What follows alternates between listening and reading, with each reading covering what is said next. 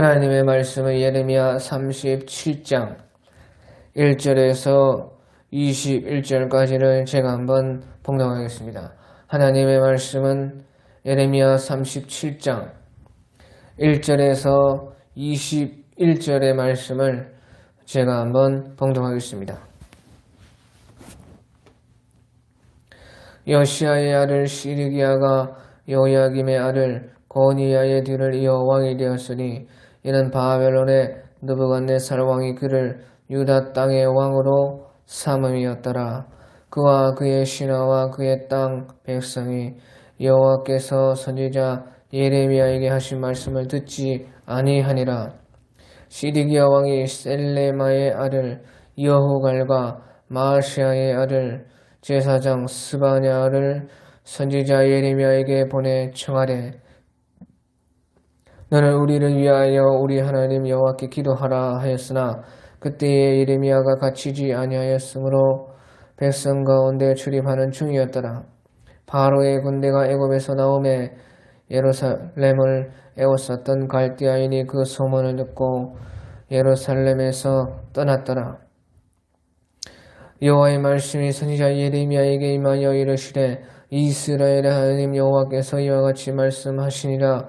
너희를 보내어 내게 구하게 한 유다의 왕에게 아뢰라. 너희를 도우려고 나왔던 바로의 군대는 자기 땅 애국으로 돌아가겠고 갈대아인이 다시 와서 이 성을 쳐서 빼앗아 불사르리라. 여호와께서 이와 같이 말씀하시니라. 너희는 스스로 속여 말하기를 갈대아인이 반드시 우리를 떠나리라 하지 말라. 그들이 떠나지 아니하리라. 가령 너희가 너희를 치는 갈대아인의 온 군대를 쳐서 그 중에 부상자만 남긴다 할지라도 그들이 각기 장막에서 일어나 이 성을 불사르리라. 갈대아인의 군대가 바로의 군대를 두려워하여 예루살렘에서 떠나매 예레미야가 베냐민 땅에서 백성 가운데 분깃을 받으려고 예루살렘을 떠나 그리로 가려 하여 베냐민 문에 이른즉 하냐나의 손자여 셀레마의 아들인 이리야라 이름하는 문지기의 우두머리가 선지자 예레미야를 붙잡아 이르되 네가 갈대아인에게 항복하려 하는도다. 예레미야가 이르되 거짓이다. 나는 갈대아인에게 항복하려 하지 아니하노라. 이리야가 듣지 아니하고 예레미야를 잡고 고관들에게로 끌어가매 고관들이 노여워하여 예레미야를 때려서 서기관 요나단의 집에 가두었으니 이는 그들이 이 집을 옥으로 삼음이더라. 예레미야가 뚜껑 씌운 웅덩이에 들어간 지 여러 날 만에 시드기야 왕이 사람을 보내어 그를 이끌어내고 왕궁에서 그에게 비밀임으로 이르되 여호와께로부터 받은 말씀이 있느냐. 예레미야가 대답하되 있나이다. 또 이르되 왕이 바벨론의 왕의 손에 넘겨지리이다.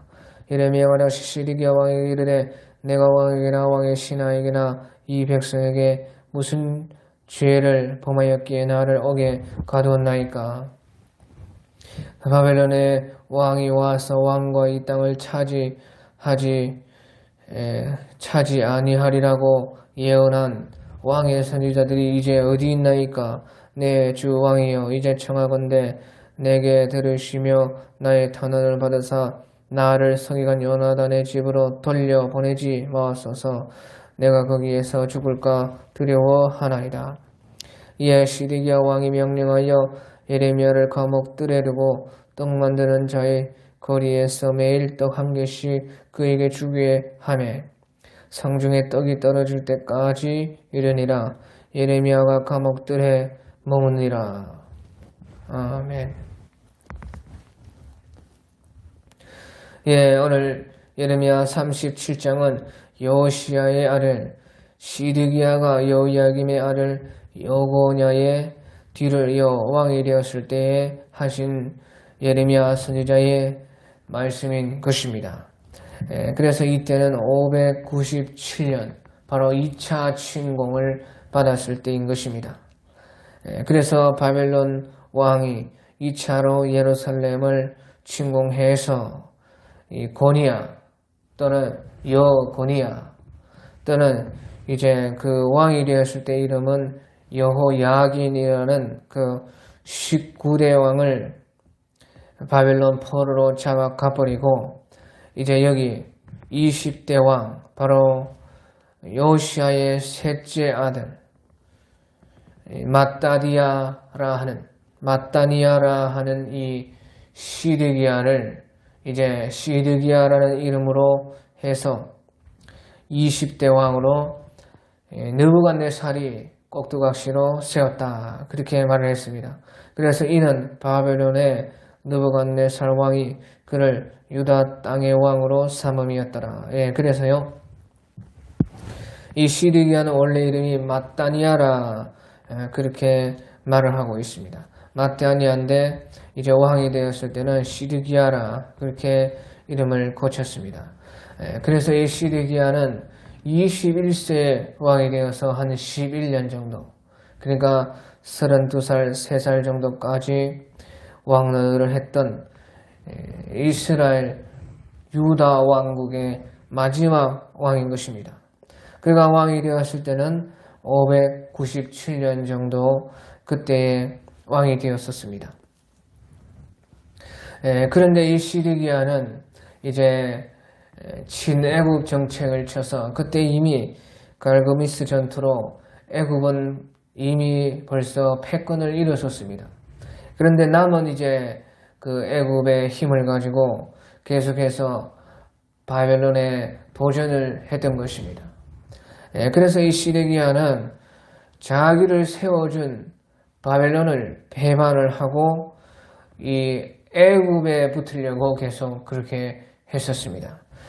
그리고 애굽의 도움을 청해서 힘을 합해서 바벨론을 물리치려고 했던 왕이 시드기야 왕이다 하는 것입니다. 자, 그래서요, 이 예루살렘이 1차로 완전히 멸망을 받을 때에 3차로 침공을 받았습니다. 1차 침공, 2차 침공, 마지막 586년도에 3차 침공을 받아서 이 예루살렘이 역사적으로 1차로 완전히 멸망을 받았어요. 자, 그런데 이제 AD 70년에는요, 다시 예루살렘이 2차로 완전히 로마에 의해서 멸망이 됩니다. 그래서 이제 AD 70년에 로마의 장군 티투스에 의해서 멸망되었을 때는 그때의 바벨론은 바로 로마인 것이에요. 그리고 이제 이 예루살렘이 완전히 멸망을 3차로 받는 것은 이제 예수님이 재림하시기 전에 있을 그 일인 것입니다. 그래서 앞으로 이제 우리에게 있을 일이 바로 3차로 예루살렘이 완전히 멸망이 되는 것입니다. 그런데 그때에도 이제 바벨론 같은 나라가 또 있는 것입니다. 그것이 이제 우리가 눈으로 보는 지금 세계를 완전히 점령하고 있는 세계에서 가장 힘이 센 그 나라라고 우리가 지금 이 상황에서는 그렇게 볼 수가 있습니다. 그래서요, 마지막 3차로 예루살렘이 완전히 이제 멸망되는 것만 남았는데 그것도 1차, 2차, 3차의 침공을 받아서 멸망을 받습니다. 그것이요 이제 계시록 11장에 보면 나와 있는데요. 오늘 이 시드기야 왕이 된 것은 바벨론의 2차 침공을 받아가지고 왕이 되었는데 이 2차 침공이 계시록 11장에도 있다 하는 것이에요. 그래서 우리가 계시록 11장 1절 2절에 보면요.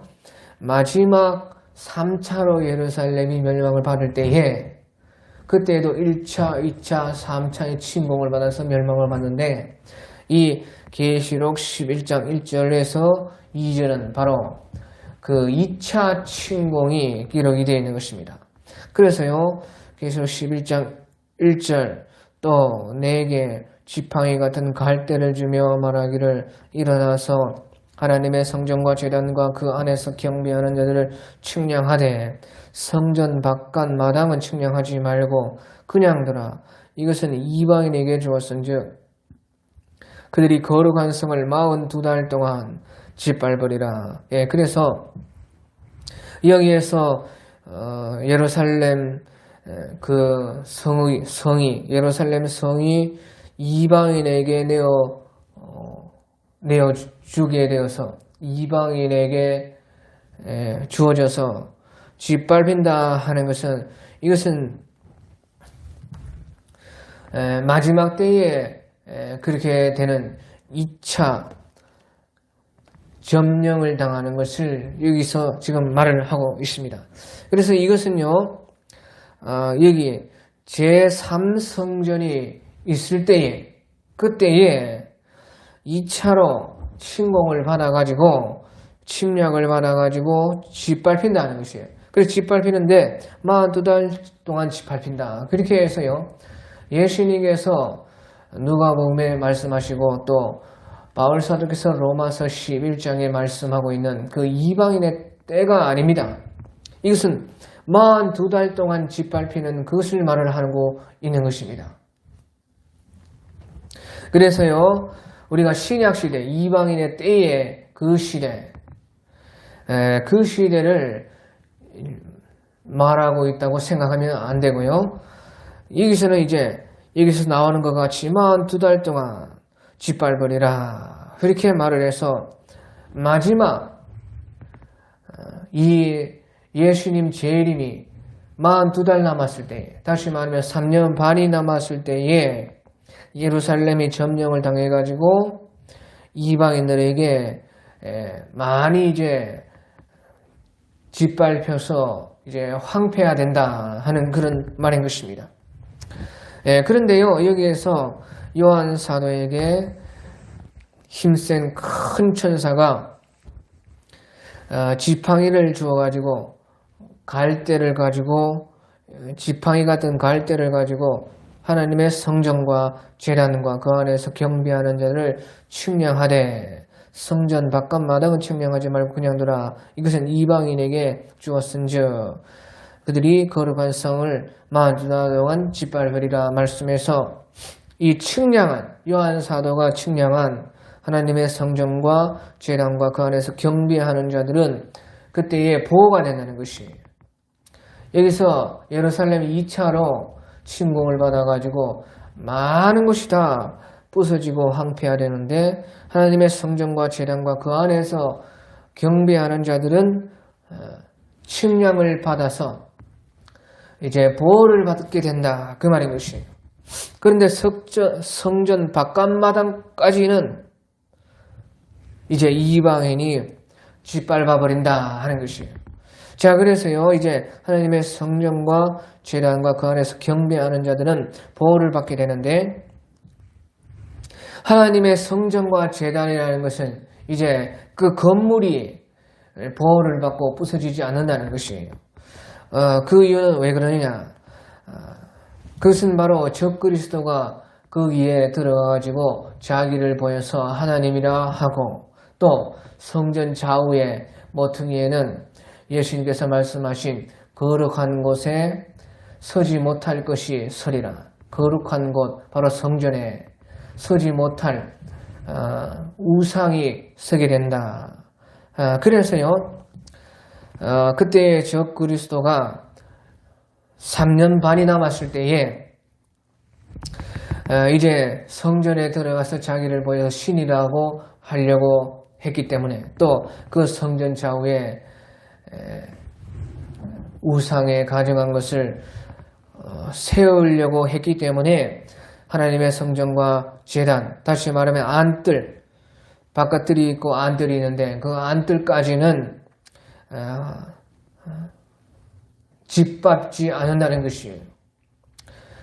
그리고 이제 그 안에 있는 경비하는 자들은 또 하나님께서 특별히 그들을 보호해 주시고 남은 자가 되어서 마지막 때에 이제 구원받는 자가 되게 해 주시려고 그렇게 측량을 했다 하는 것입니다. 그래서 이것이요, 바로 데살로니가 후서 2장 3절에서 8절까지에 나오는 바로 그 말씀이 되는 것입니다. 그래서 이것이요 제3성전이라 우리가 볼 수가 있는 것입니다. 데살로니가 후서 2장 3절에 보면 누가 어떻게 하여도 너희가 미혹되지 말라. 먼저 배교하는 일이 있고 저 불법의 사람 곧 멸망의 아들이 나타나기 전에는 그날이 이르지 아니하리라. 지금 그날에 대해서 말을 하고 있는 것입니다. 그리고 4절에 그는 대적하는 자라 신이라고 불리는 모든 것과 숭배함을 받은 것에 대항하여 그 위에 자기를 높이고 하나님의 성전에 앉아 자기를 하나님이라고 내세우느니라. 그렇게 말씀하시면서 이제 8절에 보면 데살로니가 후서 2장 8절에 보면 그때에 불법한 자가 나타나리니 주 예수께서 그 입의 기운으로 그를 죽이고 강림하여 나타나심으로 폐하시리라. 그렇게 해서요 지금 이 사람이요 불법의 이 사람이 바로 예수님이 재림할 때의 적그리스도라는 그런 뜻인 것이에요. 그리고 예수님이 재림할 때의 그 성전이라는 것입니다. 그런데 지금 성전이 있지 않지 않습니까? 그러니까 예수님이 재림할 때에 그쯤 돼서 하나님의 성전이 다시 건립이 된다 그 말이에요. 그래서 이 적그리스도가 그 하나님의 성전에 앉아서 자기를 하나님이라고 내세우고 데살로니가 후서 2장 5절에 내가 너희와 함께 있을 때 이 일을 너희에게 말한 것을 기억하지 못하였느냐. 너희는 지금 그로 하여금 그의 때에 나타나게 하려 하여 막는 것이 있는 것을 아나니 불법의 비밀이 이미 활동하였으나 신학시대부터 다 그런 적그리스도 같은 그런 마지막 적그리스도 아닌 적그리스도는 다 활동을 합니다. 그런 불법의 비밀이 이미 활동을 하였으나 지금은 그것을 막는 자가 있어 그 중에서 옮겨질 때까지 하리라. 그래서요 마지막 적그리스도는 이제 마지막 때에 나타나는 것이에요. 그때에 불법한 자가 나타나리니 마지막 때에 나타나리니 주 예수께서 그 입의 기운으로 그를 죽이시고 강림하여 나타나심으로 폐하시리라 해서요 이것이 계시록 19장의 그대로인 것입니다. 그래서 여기에 나오는 불법의 사람과 하나님의 성전이라는 것은 예수님께서 재림하시기 직전에 나타나는 적그리스도와 하나님의 성전을 말을 하고 있는 것입니다. 그래서 이것이 요한계시록 11장 1절 2절에 나오는 바로 하나님의 성전이고 또 이어서 나오는 이제 요한계시록 13장에 나오는 바로 적그리스도 무적에게서 올라오는 적그리스도를 말을 하고 있는 것입니다. 그래서요 이것이요 이제 다니엘 9장 27절에도 여기에 있는 이제 2차 마지막 때의 그 예루살렘에 있을 2차 침공에 대해서 다니엘서 9장 27절에도 또 말을 하고 있습니다. 그래서요 거기 보면요 다니엘서 9장 27절에 그가 장차 많은 사람과 더불어 한 이레 동안의 언약을 굳게 맺고 한 이레 동안 7년의 언약을 굳게 맺는데 그 적그리스도가 그가 그 이레의 절반에 제사와 예물을 금지할 것이며 또 포악하여 가정한 것이 날개를 성전의 옆 날개를 의지하여 설 것이며 또 이미 정한 종말까지 진노가 황폐하게 하는 자에게 쏟아지리라 하니라 해서요. 황폐하게 하는 자에게 쏟아지는 것이 아니고요. 이것은 이제 히브리어로 보면 황폐하는 거기에 쏟아지리라 하는 것은 이제 예루살렘이 그렇게 정한 종말의 때까지 황폐하게 된다는 것이에요.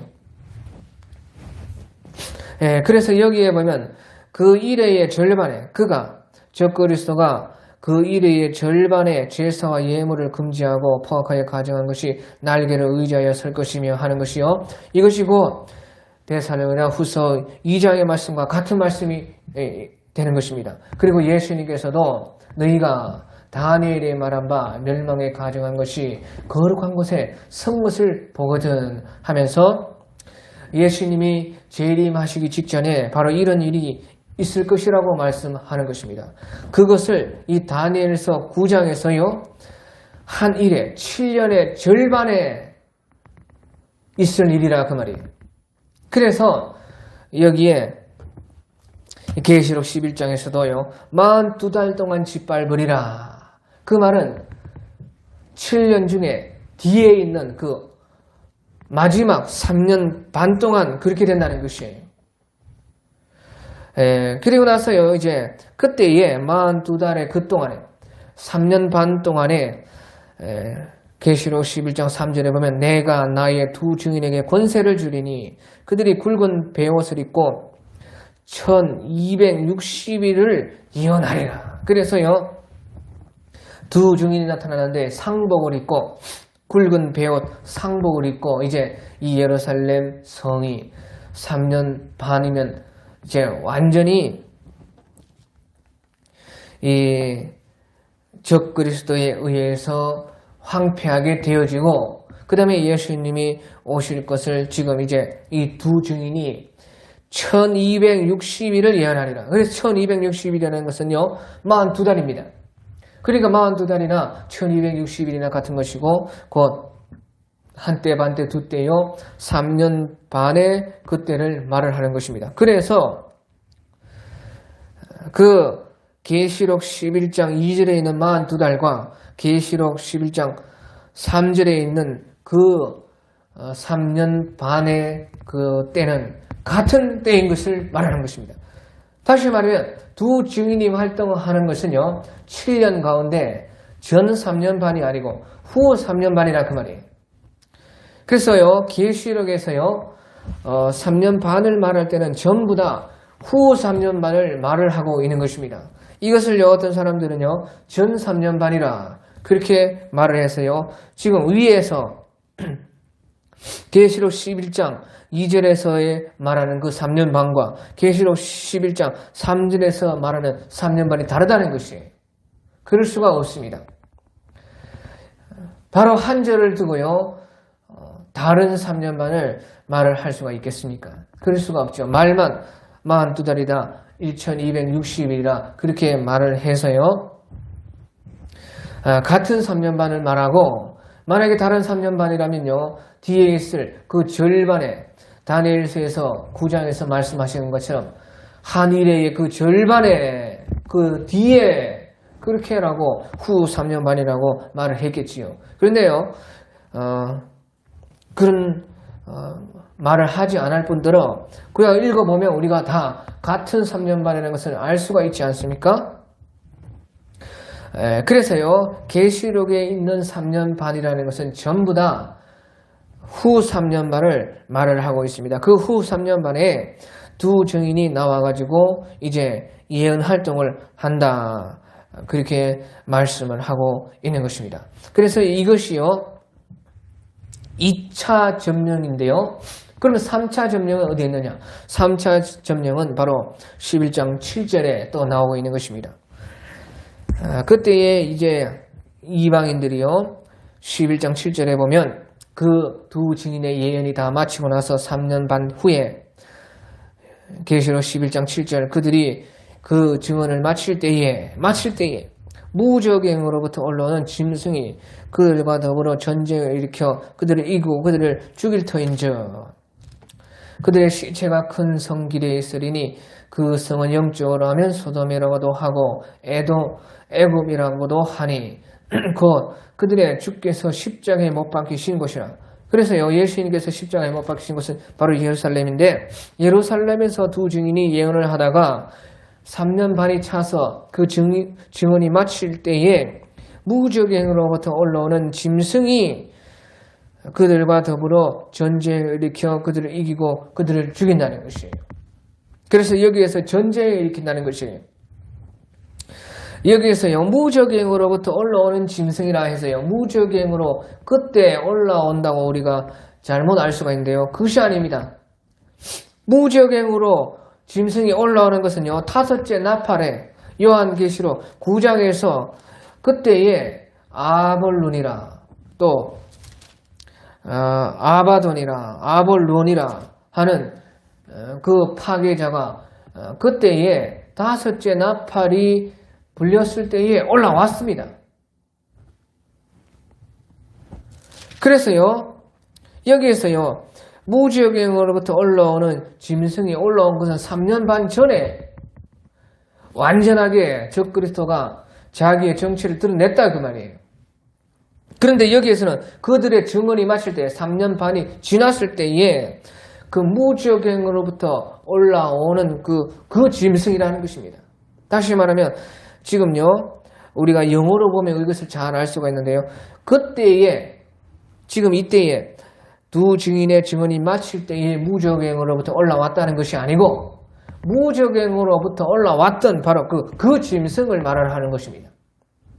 그래서요, 무지역행으로부터 올라왔다는 것을 지금 말하려고 하는 것이 아니라 무지역행으로부터 올라오는 바로 그 짐승을 지금 여기서 말을 하고 있는 것입니다. 그래서 영어로 보면 the beast, the beast, 그 짐승하고 하고요. 지금 무지역행으로부터 올라오는 짐승이라는 것은요, 꾸며주는 것입니다.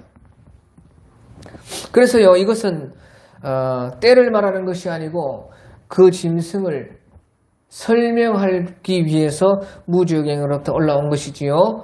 무지역행으로부터 올라온 것은 3년 반 전에 다섯째 나팔이 불릴 때에 그 무지역행으로부터 짐승이 올라와서 적그리스도가 7년 때부터 벌써 있었지만요. 예수님 재림 7년 남았을 때부터 또 그 전부터 이미 활동하고 있지만요. 완전하게 정체를 드러내는 것은요. 3년 반에 정체를 드러낸다 하는 것입니다.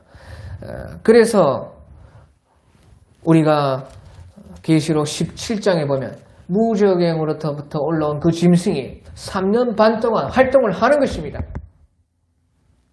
그래서 계시록 13장에는 그 무지역행이 곧 바다로부터 올라오는 짐승이라 해서 그것이 적그리스도고 또 땅에서부터 짐승이 하나 올라오는데 그것은 바로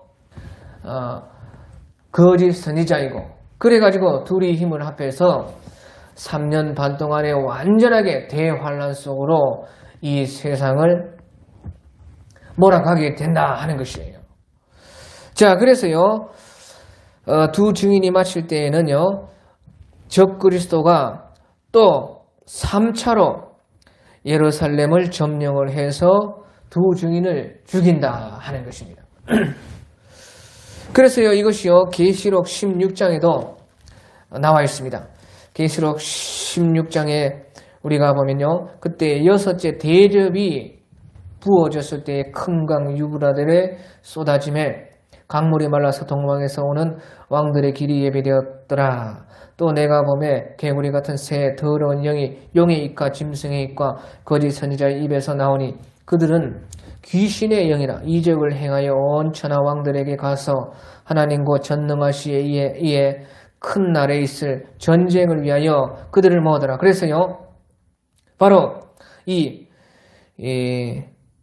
여섯째 대접이 부어졌을 때에 적그리스도와 또 용과 거짓 선지자들이 천하의 왕들을 모아가지고 이제 무깃도에 모여가지고 그 다음에 이제 3차로 예루살렘을 점령하기 위해서 쳐들어왔을 때에 바로 이 두 증인이 그때에 그 전쟁으로 말미암아 그들에게 죽임을 당했다 그 말이에요. 그것이요 이제 아마겟돈 전쟁이고요. 그 다음에는 이제 예루살렘이 완전히 그 이방 왕들에게 점령을 당하는 것 같지만 이제 마침내는요. 그때 큰 지진이 나고 이제 큰 지진으로 말미암아서 예루살렘 성 10분의 1이 무너지고 7천인이 죽고 그때에 남은 사람들이 하나님께 영광을 돌리고 이제 마침내 예수님께서 재림하셔서 이 적그리스도와 그를 따르는 왕들과 거짓 선지자를 잡아가지고 그들을 완전히 멸망을 시킨다 하는 것이에요. 자, 그러면요 이제 2차 점령도 있고요 3차 점령도 있는데 그런 마지막 때의 그 1차 점령은 어디에 있느냐? 자, 1차 점령은 바로 요한계시록 6장에 있습니다. 우리가 요한계시록 6장에 보면요, 1차 점령이 나오는데요. 1차 점령을요, 이제 요한계시록 6장 1절 2절 보면 내가 보면 어린 양이 7인 중에 하나를 떼시는데 그때에 내가 들으니 네 생물 중에 하나가 우레 소리같이 말하되 오라 하시기로 이에 내가 보니 흰 말이 있는데 그 탄 자가 활을 가졌고 면류관을 받고 나아가서 이기고 또 이기려고 하더라 해서 여기서 이제 흰 말이 나옵니다.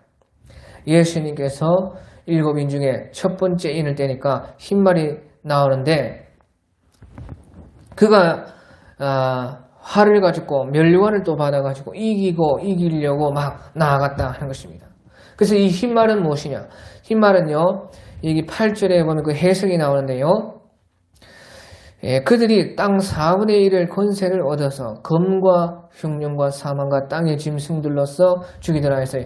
땅의 짐승들이 바로 흰말인 것입니다. 땅의 짐승인데요. 흰말이 한 마리인데 왜 여기서 땅의 짐승들이라 했느냐. 그것은 바다에서 적그리스도가 올라오고 또 땅에서 거짓 선자가 올라와서 바다로부터 오는 짐승, 땅에서 나오는 짐승, 적그리스도와 거짓 선지자, 그 짐승이요 둘이기 때문에 땅의 짐승들이라 그렇게 말을 하고 있는 것입니다.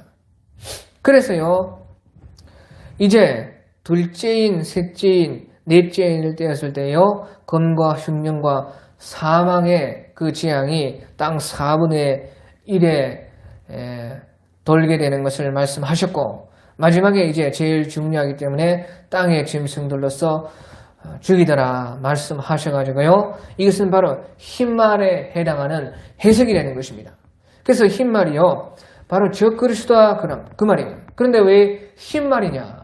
그때에 적그리스도가 이제 세계에 나타나가지고 그때는 완전히 자기 정체를 드러내지 않습니다. 이제 7년 예수님 재림하기 전 7년에 그가 이제 정체를 드러내는데 완전히 드러내는 것은 3년 반이 지나고 나서 마지막 3년 반이 남았을 때 완전히 드러내고요. 그때는 이제 사람들을 속입니다. 7년 남았을 때는 사람들을 속여가지고요, 평화로 가정합니다. 평화. 그래서요, 우리가 다니엘서 9장 27절에 보면요, 그가 이 적그리스도가 나타나서 장차 많은 사람들과 더불어 한 일해 동안에 언약을 굳게 맺는다는 것이에요. 하지만 그가 그 일의 절반에 그 언약을 깨고 제사와 예물을 금지할 것이며 또 포악하여 가정한 것이 날개를 의지하여 설 것이다. 자, 그래가지고요, 이 7년 남았을 때는요, 한 일회의 언약을 맺는데 이 언약이 바로 평화의 언약이라 그렇게 이제 다니엘서 8장과 11장에서 예수님이 오시기 전 한 160년 정도 전에 있었던 북쪽 왕 안티오쿠스 에피파네스, 안티오쿠스 4세가 했던 그 모든 적그리스도와 같은 그런 역사적 사실을 우리가 다니엘서 8장 1장에서 우리가 미리 볼 수가 있습니다. 그것을 들어서 하나님께서는요, 마지막 때도 그와 똑같다는 것이에요. 그때에 그 안티오쿠스 에피파네스가 우리가 다니엘서 11장 24절만 봐도 그가 평안할 때에 그 지방의 가장 기름진 곳에 들어와서 평안할 때에 또요, 이제 그 언약이 나옵니다. 적그리스도가 맺는 그 언약이 나오는데 다니엘서 11장 28절에 보면 북방왕은 그 북방왕 안티오쿠스 에피파네스 4세는 많은 재물을 가지고 본국으로 돌아가려니 그는 마음으로 거룩한 언약을 거스르며 자기 마음대로 행하고 본토에 돌아갈 것이며 작정된 기한에 그가 다시 나와서 남방에 이를 것이나 이번이 그 전만은 못하리니 이는 기뜸의 배들이 이르러 그를 칠 것임이라. 그가 낙심하고 돌아가면서 맺은 거룩한 언약에 분노하였고 자기 땅에 돌아가서는 맺은 거룩한 언약을 배반하는 자들을 잘 살필 것이라. 예, 그래서요, 처음에는 이 1차로 적그리스도가 세상에 칭송받는 평화의 왕으로 가정한 모습으로 와가지고요, 1차로 예루살렘을 점령을 하고, 그때는 파괴하고 이런 점령이 아닐 수도 있습니다. 아무튼 1차로 점령을 해가지고 거룩한 언약을 맺는데, 그것이 바로 평화의 언약이라고 말해요. 다 니들이 하는 대로 잘해주겠다 하는 것입니다. 그런데 그 거룩한 언약을 3년 반 뒤에는 깬다는 것이에요. 그래서요, 거룩한 언약에 분노하였고 자기 땅에 돌아가서는 맺은 거룩한 언약을 배반하는 자들을 통해서 오히려 배반하는 자들을 통해서 오히려 그 예루살렘에 핍박을 가한다는 것입니다. 그것이 3년 반이 지났을 때에 하는 그런 적그리스도의 행동인 것입니다. 마지막 때도 똑같은 것이에요.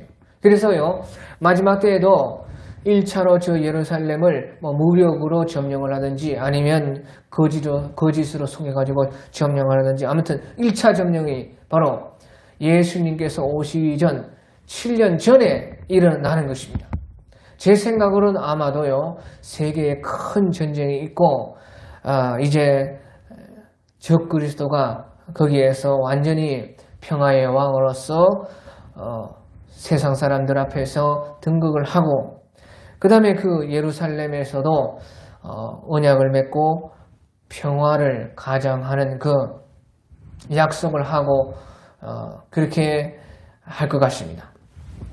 아무튼요, 흰말이 나타나서 활을 가졌고 멸류관을 가졌고 또 나아가서 이기고 또 이기려고 해서요, 땅 4분의 1이 적그리스도에 의해 평정이 된다는 것입니다. 점령이 된다는 것입니다. 그때에 이제 이스라엘과도 언약을 맺어서 7년의 그 평화를 약속하지만 그 3년 반이 지났을 때에 그것을요 깨고 다시 이제 2차로 예루살렘을 점령하러 와가지고 그때에 이제 적그리스도가 자기를 하나님의 성전에서 시인하고 하고 이제 3년 반 동안은 세계에 환란이 온다는 것이에요. 그러나서 이제 다시 3차로 천하의 왕들을 모아가지고 예루살렘을 점령을 하고 예수님까지 대적하려고 하는 그 전쟁이 3차 점령이 바로 아마겟돈 전쟁이라 하고 성경에서 말을 하고 있는 것입니다.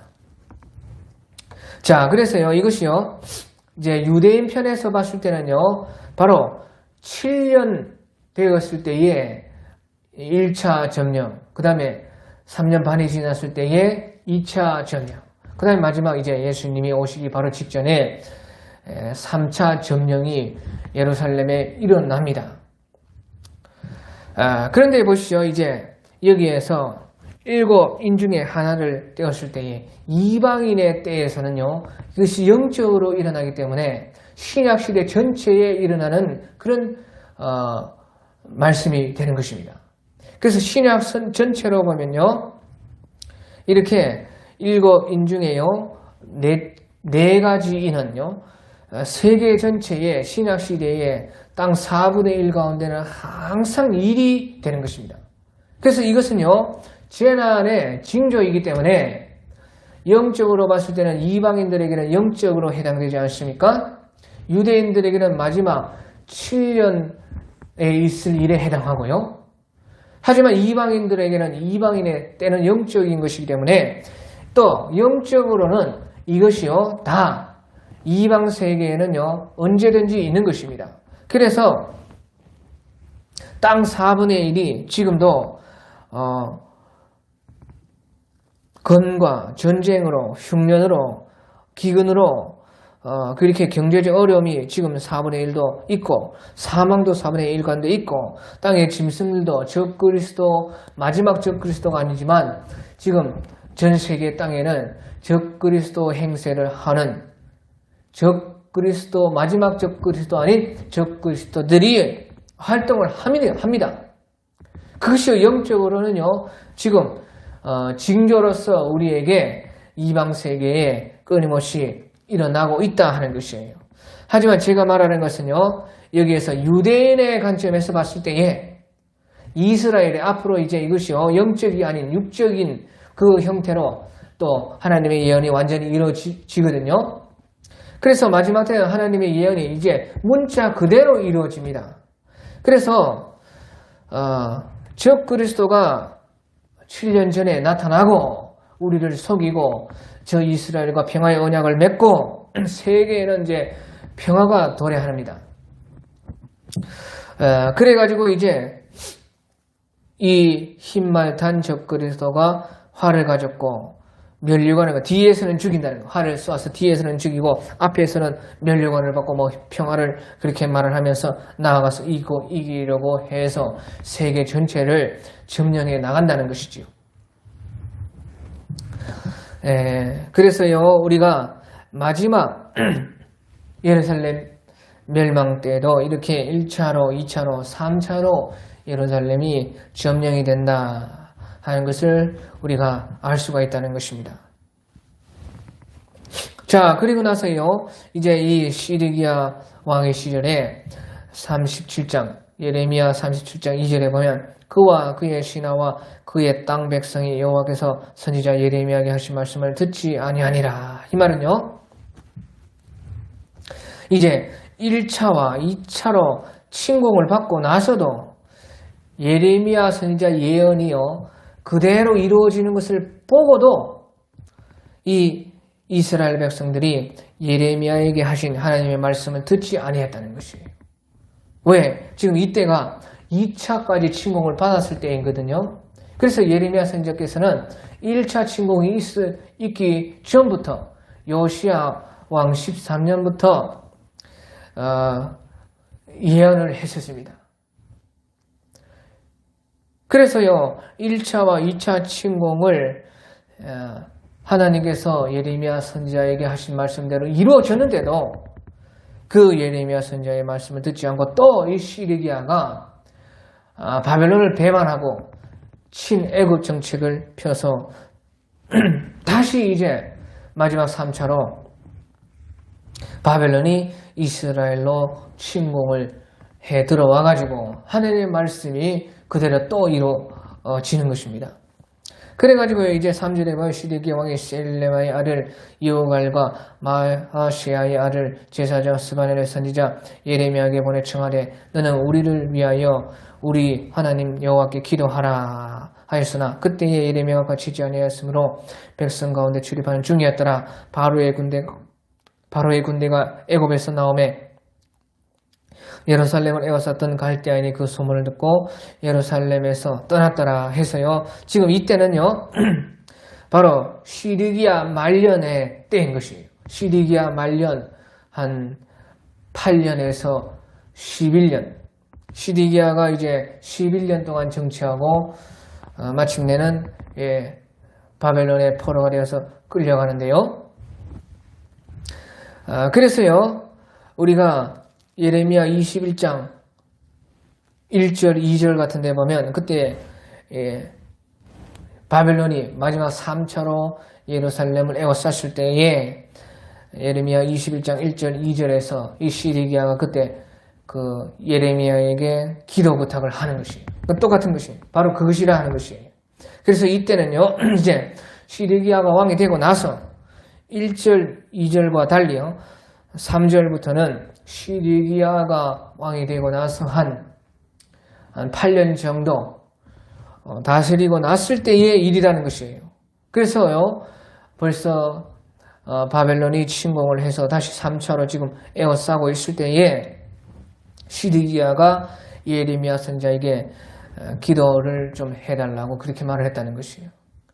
그러니까 하나님의 말씀은 실행하지 않으면서 1차로 2차로 침공을 받아가지고 하나님의 말씀이 그대로 예언되는 것을 보고도 하나님의 말씀을 실행하지 않으면서 기도는 또 부탁을 하는 것입니다. 그래서 하나님께서 이런 기도를 어찌 들어줄 수가 있겠습니까? 하나님의 말씀은 하나님이 이리해라 저리해라 하는 말씀은 듣지 않으면서 어려울 때 하나님 앞에 나와서 그때는 또 도와달라고 기도하면 그 기도를 하나님이 들어줄 수가 있겠냐는 것이에요. 그러니까요, 하나님께서 그 기도를 들어주시지 않고요. 그때에 또 바로의 군대가 애굽에서 나오매 예루살렘을 에워쌌던 갈대아니 그 소문을 듣고 예루살렘에서 떠났더라. 바로 그때에 이제 예루살렘을요, 그 바벨론 군대가 한 3년 정도 그렇게 에워쌌습니다. 그리고 나서 이제요, 이 시드기야는 그때에도 기도를 부탁하면서도요, 하나님 말씀은 안 들어요. 뒤에서는요, 애굽에게 기대를 걸고 애굽에게 의지해서요, 바로의 군대를 불러들였습니다. 그러니까 여기에 5절에 바로의 군대가 애굽에서 나왔다는 것이에요. 그래가지고요, 예루살렘을 에워쌌던 그 바벨론 군대에게 이제 옆으로 뒤에서 애국 군대가 쳐들어오니까 예루살렘을 싸고 있던 그 바벨론 군이 그 애국과 싸우려고 다시 갔다 하는 것이에요. 그래서 바로 시드기야 왕이 했던 행동이 바로 이런 행동인 것이에요. 앞에서는 예레미야 선지자에게 기도해달라고 하면서도 뒤에서는 그 하나님의 말씀을 듣지 않고 애굽에게 의지해서 애굽의 원조를 이렇게 요청을 했다는 것이에요. 그래서요, 이때가 이제 언제냐, 우리가 그 예레미야 34장 21절에도요, 바벨론 군대가 예루살렘을 에워쌌다가 잠깐 군대를 뺐다고 그렇게 예레미야 34장 21절에도 말을 하고 있습니다. 바로 그때라는 것이에요.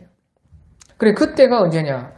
시드기야 9년 10월 10일에서 11년 4월 9일까지 한 2년 정도, 그 횟수로 보면 3년. 또 그 애국 군대가 시드기야 9년 10월 10일 이전에 왔을 수도 있고요. 그 중에 왔을 수도 있고 아마 이전에 온 것 같은데요. 그래서요, 그 이전에 시드기야 9년 10월 10일 이전에 예루살렘을 에워쌌던 것과 같이 예루살렘을 에워쌌던 것을 같이 기간을 치면요, 한 3년 정도 되는 것입니다. 그래서 마지막 때 예루살렘 멸망도요, 3년 반 동안 이제 완전히 포위가 되는 거 아닙니까? 그래서요, 거의 이제 똑같은 것이에요. 1차 예루살렘 완전 멸망이나 마지막 3차 예루살렘 멸망의 때나 그진 같아요.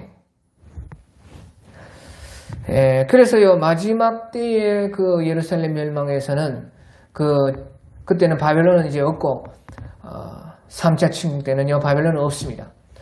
바벨론은 이미요, 계시록 17장에 보면은 적그리스도와 적그리스도를 따르는 나라들이 바벨론을 불태우고 없앴고 멸망을 시켜버리고 이제 적그리스도와 그를 따르는 자들이 3차로 예루살렘에 들어와서 전쟁을 일으키는데 벌써 2차 침공에서요 3차 침공까지 그렇게 3년 반이 걸린다고 말이에요.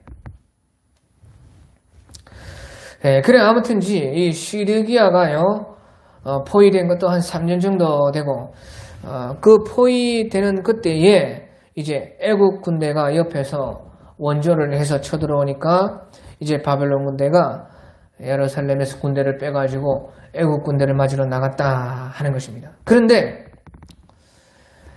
그때에 시드기야가 기도 요청을 했는데요, 하나님의 말씀이 예레미야에게 임하여 이르시되 7절에 보면 이스라엘 하나님 여호와께서 이와 같이 말씀하시니라 너희를 보내어 네게 구하게 한 유다의 왕에게 아뢰라. 너희를 도우려고 나왔던 바로의 군대는 자기 땅 애굽으로 돌아가겠고 갈대아인이 다시 와서 이 성을 쳐서 빼앗아서 불사르리라. 여호와께서 이와 같이 말씀하시니라 너희는 스스로 속여 말하기를 갈대아인이 반드시 우리를 떠나리라. 갈대아인이 바벨론 군대가 우리를 떠나리라 하지 말라. 그들이 떠나지 아니하리라. 가령 너희가 너희를 치는 갈대아인의 온 군대를 쳐서 그 중에 부상자만 남긴다 할지라도 그들이 각기 장막에서 일어나 이 성을 불사르리라. 만약에 부상자만 있어도 바벨론 군대는 너희를 쳐서 이겨서 이 성을 불사르리라. 그래서요 하나님께서 이 시드기야가 예레미야 선지자에게 기도를 부탁했지만 하나님께서 그런 기도는 들어주지 않는다. 그렇게 말씀을 했던 것입니다. 예, 그리고 나서요 이제 잠깐 바벨론 군대가 예루살렘의 포위를 풀고 떠났을 때요 이 예레미야 선지자가 무슨 이유인지 몰라도요 이제 베냐민 땅에서 백성 가운데 분깃을 받으려고 예루살렘을 떠나서 그리로 가려고 하였다. 그렇게 오늘 12절에서 말씀을 하고 있습니다. 예레미야 선지자가 그때 잠깐 그 바벨론 군대가 애굽 군대와 싸우려고 갔을 때에 이제 베냐민 땅은 예레미야 선지자의 고향의 땅입니다. 그것으로 갔다는 것이에요. 그래서요 예루살렘을 떠나가지고 자기가 사역하는 그곳 자기가 있어야 될 곳을 떠났다 그 말이에요. 무슨 이유인지 예레미야 선지자께서 그때 너무 힘들어서 떠났는지 아니면 이제 이 예루살렘은 망할 것이 확실하니까 다시 이제 바벨론 군대가 오면 이 예루살렘은 완전히 멸망을 받으니까 자기가 먼저 자기 혼자라도 이제 피신하려고 고향 땅으로 갔는지 아무튼 도망을 갔는데요. 떠났는데요. 그때에 13절에 보면 베냐민 문에 이른즉 하냐의 손자여 셀레마의 아들이 이리야라 하는 그 문지기의 우두머리가 선지자 예레미야를 붙잡아 이르되 네가 갈대아인에게 항복을 하려 하는도다. 그러니까 예레미야 선지자께서 나는 항복하려는 것은 아니다. 그냥 내 고향 땅으로 가는 것이다. 거짓이다. 나는 갈대아인에게 항복하려 하지 아니하노라. 이리야가 듣지 아니하고 예레미야를 잡아가지고요 고관들로 끌고 가매 고관들이 노여워하여서 예레미야를 때리고 서기관 요나단의 집에 가두었으니 이는 그들이 이 집을 옥으로 삼았더라. 그래가지고요 그때 예레미야 선지자께서 여기 서기관 요나단의 집에 있는 그 물탱크에 갇혀가지고요 엄청난 고생을 당했어요. 자, 그래서 여기서 우리가 알 수 있는 것이 무엇이냐요? 선지자가 이 자기가 있을 곳을 버리면 안 된다는 것이에요. 선지자가 자기가 사역하는 곳, 자기가 있어야 되는 곳, 하나님께서 있으라 하는 곳을 떠나가지고 다른 곳으로 가려고 하면 안 된다는 것이에요. 아무리 힘들어도 거기에 버티고 있어야 된다는 그것이 선지자의 사명이라 하는 것이지요. 그런데 예레미야 선지자께서요 그곳을 떠나가지고 피하려고 했을 때에 이제 이리야라 하는 그 문지기에게 강제로 붙들려가지고 이제 다시 끌려와가지고 다시 예루살렘으로 와가지고 쳐맞고 때려가지고 쳐맞고 이제 요나단의 집 그 물탱크 속에 갇혀서 억지로 이제 있는 것입니다.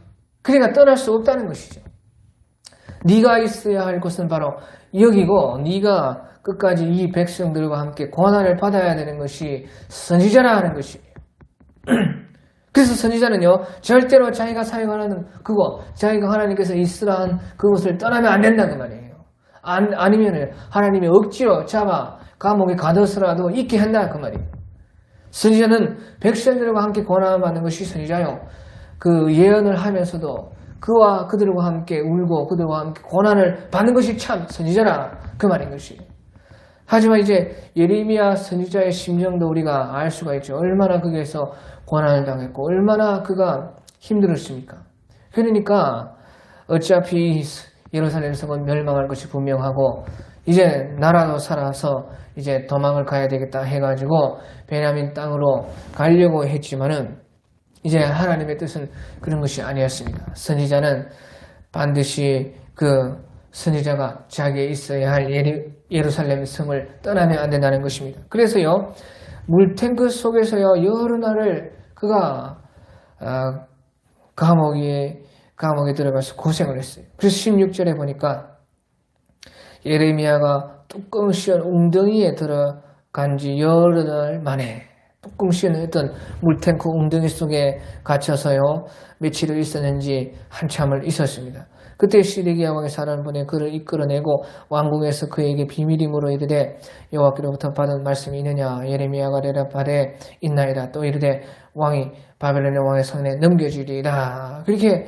해서요, 이 시드기야가 하나님의 말씀을 안 들으면서요, 계속해서 예레미야 선지자를 불러가지고 하나님의 말씀 받은 것이 있느냐.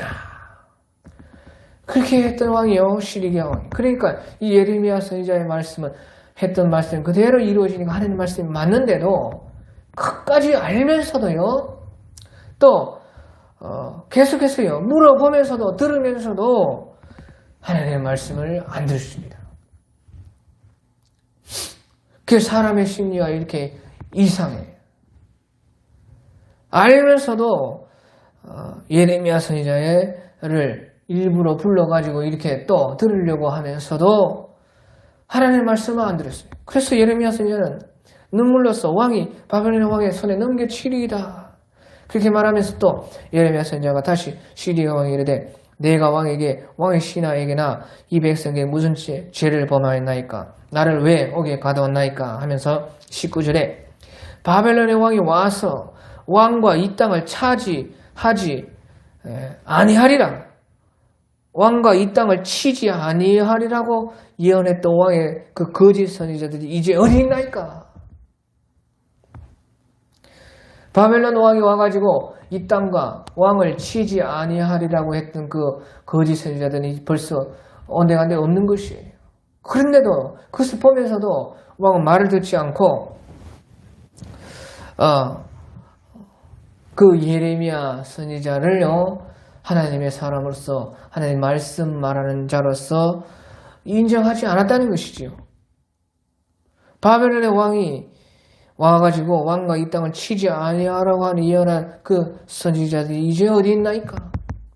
거짓 선지자들의 말은 다 틀려서 거짓 선지자는 다 도망가고 숨고 죽었습니다. 그러니까 예레미야 선지자께서요, 너무도 비통한 마음에 내 주왕이여 이제 청컨대 내게 들으시며 나의 탄원을 받으사 나를 서기관 요나단의 집으로 돌려보내지 마옵소서. 내가 거기서 죽을까 두려워하나이다. 그렇게 애원하고 사정하니까 이 시드기야 왕은요, 이제 예레미야 선지자를 감옥의 뜰에 두고 떡 만드는 자의 거리에서 매일 떡 한 개씩 그에게 주매 성중에 떡이 떨어질 때까지 이르니라. 예레미야가 감옥 뜰에 머무느니라. 그래서요, 예레미야 선지자에게 그래도 조금 잘 해주었다 하는 것입니다. 자, 그래서요, 이제 예레미야 선지자께서는 물탱크에 갇혔다가 시드기야 왕이 감옥 뜰에 있으라 해가지고 감옥 뜰에 있어가지고 성중에 떡이 떨어질 때까지 그 떡을 먹었다 그렇게 했어요. 자, 그래서 여기서 우리가 보면요, 그래도요, 하나님의 사람들은요, 하나님의 사람들이 많이 실수를 했지만 또 실수를 해도 하나님께서는 마침내는 그 하나님의 사람들을 선으로 인도하는 것을 우리가 볼 수가 있는 것입니다. 예레미야 선지자께서 비록 예루살렘을 떠나려고 했다가 하나님께서 그를 잡아가지고 다시 감옥에 가두면서까지 예루살렘에 있게 해서 예루살렘에 있으면서 예레미야 선지자께서 그런 실수를 했지만요, 끝내 하나님께서는요, 바로 예레미야 선지자에게 하나님께서는 이와 같이 좋은 길로 그 모든 것이 잘 되게 해줬다 하는 것이에요. 왜 그러느냐? 그것은요, 벌써요, 이때는요, 예루살렘이 바벨론 왕에게 포위되었을 때 벌써 칼과 기근과 전염병이 돌았습니다. 그래서 수많은 사람들이요 죽고 병들고 또 굶었습니다. 기근에 허덕여가지고요 엄청난 그 배고픔에 사람들이 시달렸다 하는 것이에요. 그런데요 다행히도 이제 예레미야 선지자는 하나님께서 갇혀 있으니까 거기에서 성중에서 떡이 완전히 떨어질 때까지는 그래서 예레미야 선지자께서는요 그때 굶지 않을 수가 있었다 하는 것이에요. 이것이 하나님의 오묘한 섭리라 하는 것이에요. 예레미야 선지자께서 실수를 했지만은 오히려 이제 감옥에 들어가서 감옥들에 있으면서 거기에 있었기 때문에 그나마 성중에 완전히 떡이 떨어져 가지고 이제 예루살렘이 항복을 하고 멸망을 받을 때까지는 그래도요 예레미야 선지자께서 굶주리지 않을 수가 있었다 그 말이에요. 자 그래서요 우리가 예레미야 52장 6절에 보면요 그때 시디기야 11년 4월 9일에 이제 성중에 기근이 심하여 그 땅 백성의 양식이 떨어졌더라. 성중에 기근이 심하여 그 땅 백성의 양식이 완전히 떨어졌더라 해가지고요 그때 시디기야 왕마저 이제 양식이 없기 때문에 아라비길로 도망가다가 여리고 성 근처에서 그만 그가 바벨론 왕에게 붙잡혀서 신문을 받고 두 눈이 뽑히고 바벨론으로 끌려가가지고 죽을 때까지 옥에 갇혔다 하는 것이에요.